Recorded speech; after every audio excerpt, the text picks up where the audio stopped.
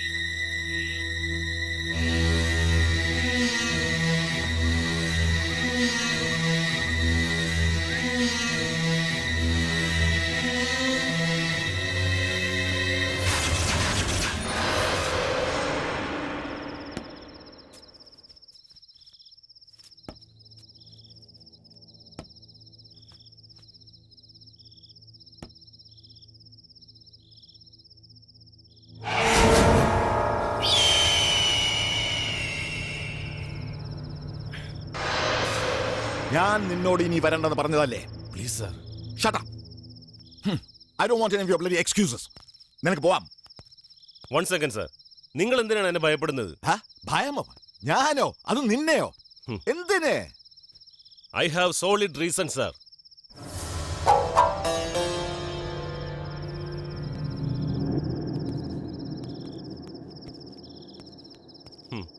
നിങ്ങളുടെ റിസർച്ച് വെറും ഒരു തിയററ്റിക്കൽ മാജിക് ആണെന്ന് ഞാൻ പ്രൂവ് ചെയ്യുന്ന ഭയമുണ്ടല്ലേ? അതല്ലേ നിങ്ങൾ എന്നെ അവോയ്ഡ് ചെയ്യുന്നത്? എന്റെ ആർട്ടിക്കിൾ ഞാൻ അത് ഉൾപ്പെടുത്തും. എല്ലാ മാഗസീനും അത് പബ്ലിഷ് ചെയ്യുമ്പോൾ നിങ്ങൾക്ക് മനസ്സിലാകും ഞാൻ ആരാണെന്ന്. എന്റെ ഈഗോ കയറി പിടിച്ച ഞാൻ സമ്മതിക്കുന്നുള്ള നിന്റെ ടെക്നിക് ഉണ്ടല്ലോ, അത് കൊള്ളാം. പക്ഷെ ഞാൻ നിന്നോട് ഇവിടെ വരാൻ പറഞ്ഞത് എന്തിനാണെന്ന് ഇനിയും നിനക്ക് മനസ്സിലായിട്ടില്ല. അത് നിനക്ക് താനേ മനസ്സിലാവും. എന്തായാലും നീ വാ.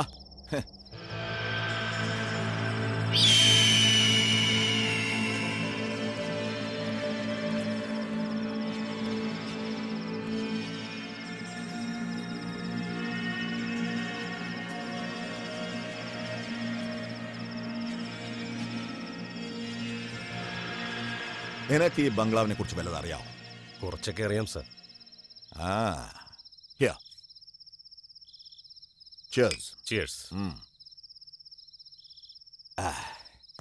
എനിക്ക് മുമ്പ് നിന്നെ പോലെ 7 ബാച്ചിലേഴ്സ് ഇവിടെ താമസിച്ചിട്ടുണ്ട്. പക്ഷെ ഇപ്പൊ അവരാരും ജീവിച്ചിരിപ്പില്ല. എനിക്കതറിയാം സാർ. അതിൽ 4 ആക്സിഡന്റും 3 സൂയിസൈഡും. ഇൻഫാക്ട് മരിച്ചുപോയവരുടെ പോസ്റ്റ്മോർട്ടം റിപ്പോർട്ട് വരെ ഞാൻ വായിച്ചിട്ടുണ്ട് സാർ. You are right.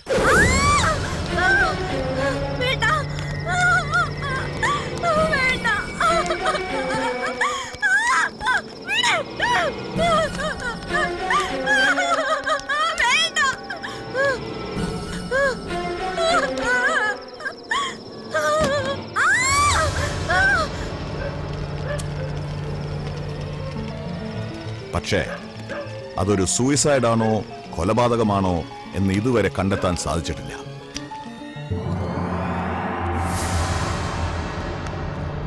നീയല്ലേടെ അവരുടെ നേതാവ്? എക്സ്ക്യൂസ് മീ, ഞാൻ അഡ്വക്കേറ്റ് സാനു. അതിന് പിന്നിൽ ഉണ്ടായിരുന്നത് അന്നത്തെ ഉന്നത പദവികളിൽ ഇരുന്നവരുടെ മക്കളായിരുന്നു. കലപ്പയും കൊണ്ടങ്ങാനും ഇനി ഉഴാനിറങ്ങിയാൽ അന്ന് തീർക്കുന്നു ഞാൻ. കോൺസ്റ്റബിൾ,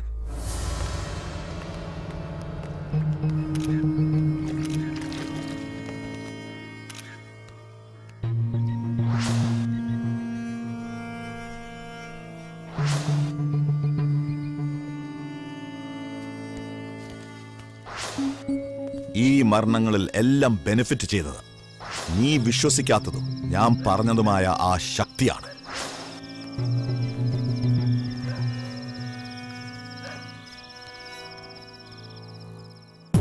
ഹലോ, ആ പീഡനക്കേസിലെ മരണപ്പെട്ട പ്രതികളുടെ റിപ്പോർട്ട് അതെനിക്ക് വിശ്വസിക്കാൻ കഴിയുന്നില്ല. 10-20 വർഷത്തെ എന്റെ എക്സ്പീരിയൻസ് വെച്ച് നോക്കുമ്പോൾ വിശ്വസിക്കാൻ പറ്റാത്ത പലതും എനിക്ക് വിശ്വസിക്കേണ്ടി വരുന്നു. മരണപ്പെട്ടവരിൽ പലരും ഉന്നതങ്ങളിൽ സ്വാധീനമുള്ളവരാ. അപ്പൊ അവന് വിശ്വസിച്ചല്ലേ പറ്റൂ. ഇതൊന്നും വിശ്വസിക്കാത്ത അന്നത്തെ നിയമപാലകർ അതിനുവേണ്ടി ഒരുപാട് ശ്രമിച്ച് പരാജയപ്പെട്ടതാണ്. ഇത്രയും അറിഞ്ഞ നിനക്ക് അമാനുഷികതയെക്കുറിച്ചൊന്നും തോന്നുന്നില്ലേ? ഞാനിതിൽ യാതൊരു വിധത്തിലുള്ള അമാനുഷികതയും കാണുന്നില്ല sir. Death is quite natural. മരിച്ചുപോയവരിൽ 4 പേരും ഒരൊറ്റ ആക്സിഡന്റിൽ മരിച്ചവരാണ്. ബാക്കി 3 പേർ സൂയിസൈഡും. അതും വെവ്വേറെ കാരണങ്ങൾ കൊണ്ട് ചെയ്തതാണ്. സാർ റിപ്പോർട്ട് കണ്ടിട്ടില്ലേ? എന്തിനേയും സയന്റിഫിക് ആയി കാണുന്ന നിനക്ക് അങ്ങനെ കാണുന്നതിനുള്ള സോളിഡ് പ്രൂഫ് വേണം അല്ലേ? എനർജി എന്നത് ഒരിക്കലും നശിക്കില്ലെന്നും അത് മറ്റൊന്നായി മാറുന്ന പ്രകൃതി നിയമത്തെക്കുറിച്ച് നിനക്കറിയില്ലേ? അറിയാം സാർ. അതുതന്നെയാണ് മനുഷ്യാത്മാവ്. അതൊരിക്കലും നശിക്കില്ല. അതുതന്നെയാണ് ഈ പ്രേതവും പിശാചുമെല്ലാം. ഒരുപക്ഷെ അതിനെ ദൈവം എന്ന് പോലും വിളിക്കുന്നവരെ ചിലരുണ്ട്. സോറി സാർ, നിങ്ങൾ എന്തൊക്കെ തന്നെ പറഞ്ഞാലും എനിക്കത് ഉൾക്കൊള്ളാൻ സാധിക്കില്ല. അതിനെ ചിലരുടെ വിശ്വാസം എന്ന് മാത്രം പറയാം. അത് വെറും വിശ്വാസം മാത്രമല്ല, സത്യമാണ്.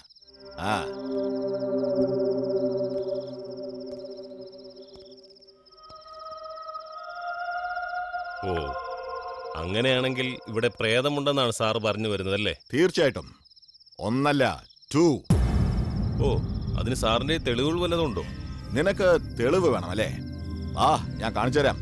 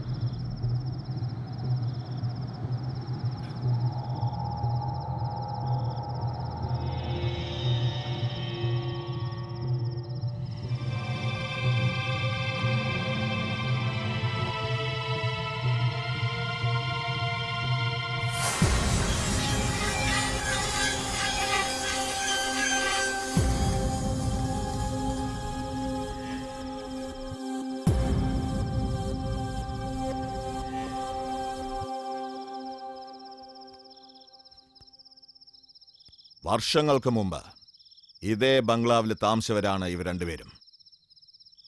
സുന്ദരിയായവള് മീര, മറ്റേത് ജെനി. രണ്ടുപേരും ബെസ്റ്റ് ഫ്രണ്ട്സ് ആയിരുന്നു. എന്നും എപ്പോഴും ലവേഴ്സിനെ പോലെ അവർ ചുറ്റിക്കറങ്ങുമായിരുന്നു. ബോയ്സിനെ അവർ മൈൻഡ് ചെയ്തിരുന്നില്ല. ഇവരുടെ 2 പേരുടെയും അറ്റാച്ച്മെന്റ് കണ്ട് തെറ്റാണെന്ന് പറഞ്ഞവർ പലരും ഉണ്ട്. പക്ഷെ അവരതിനൊന്നും ചെവി കൊടുത്തില്ല. ആർത്തിരമ്പി പെയ്യാൻ മൂടിക്കെട്ടി നിറഞ്ഞു നിൽക്കും കാർമേഘം കണക്കേ നിൻ മാറിടവും. ഞാനിങ്ങോട്ട് വന്നാലുണ്ടല്ലോ എന്നോടക്കുഴൽ സ്പർശം കേൾക്കാൻ വെമ്പൽ കൊള്ളുന്ന നിന്റെ നിന്നെ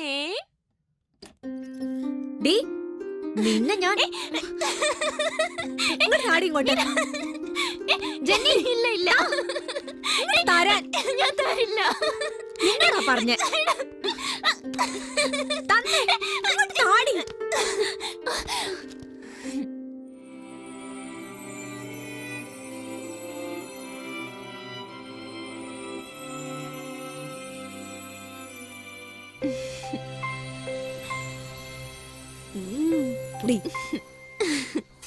ഇതെല്ലാം ഞാൻ ജെന്നിയുടെ ഡയറിയിൽ നിന്ന് മനസ്സിലാക്കിയതാ.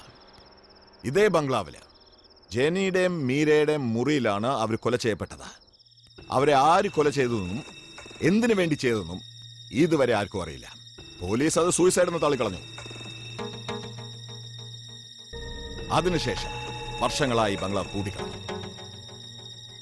പിന്നെ 7 ബാച്ചിലേഴ്സ് ഇവിടെ താമസിച്ചിരുന്നു. അതിന്റെ ഗതി നിനക്ക് അറിയാമെന്നല്ലേ?